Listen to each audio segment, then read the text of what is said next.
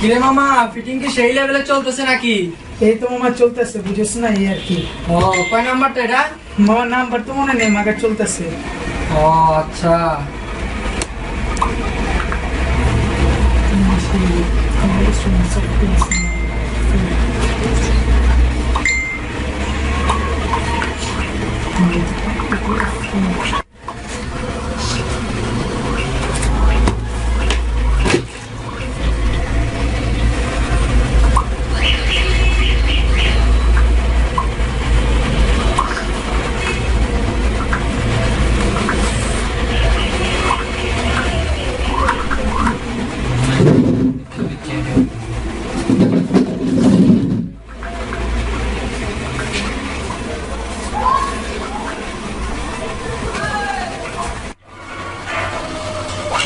মামা ফিটিং তো দিয়া লাইছি, তুমি বাবা ওইসি গেল আর ললিপপ খাও।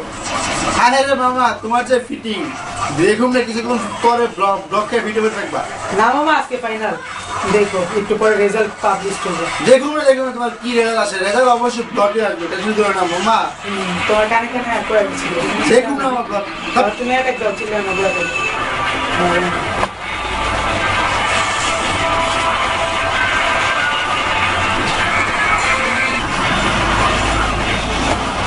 মামা 99% গেছে রে। দেখি দেখি কি চেক করছো?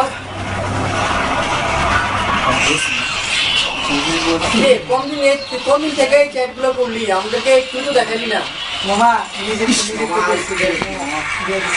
আমরা একটু করলি না, ভালোই তো চেক টেক করছো। এই যে তুমি তো আর কি। ও ভালোই তো, এখন তো মনে হচ্ছে নিজে মেকআপ করতে গেছে মনে হয়। কি বলে আমি দেখি যাবার মামা, তুমি তো অনেক ব্লগ টক খাও, তোমার বাড়িতে তো আছেই শুধু ব্লগ, ভালো কিছু তো নাই তোমার কপালে। দেখো আবার যেন ব্লগ টক না দেয়। না মামা, জীবন আর তো বিষয় হচ্ছে, পুরোপুরি দেখতে হবে বিশ্বাসটা, বুঝিস না? আচ্ছা দেখা যাবে আর কি, দেখি সামনে কি হয় বা কি বলে। ইনশাল্লাহ হবে।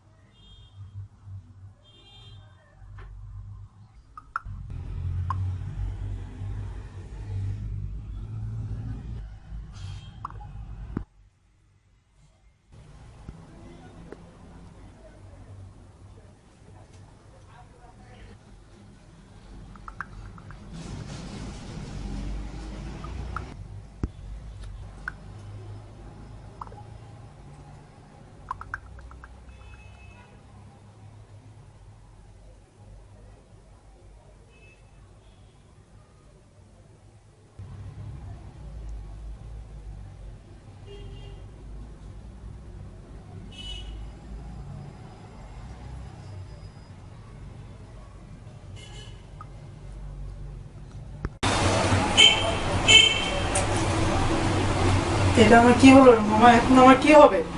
আরে বাদ দে, সমস্যা নাই, একটা ব্লগ এটা ব্যাপার না, আরো আসবে, ঠিক আছে? তো এখন মন্দির দিয়ে পড়, সামনে পরীক্ষা, ভালো করে পড়, ঠিক আছে? এটা লাগেছে, দোয়া কর।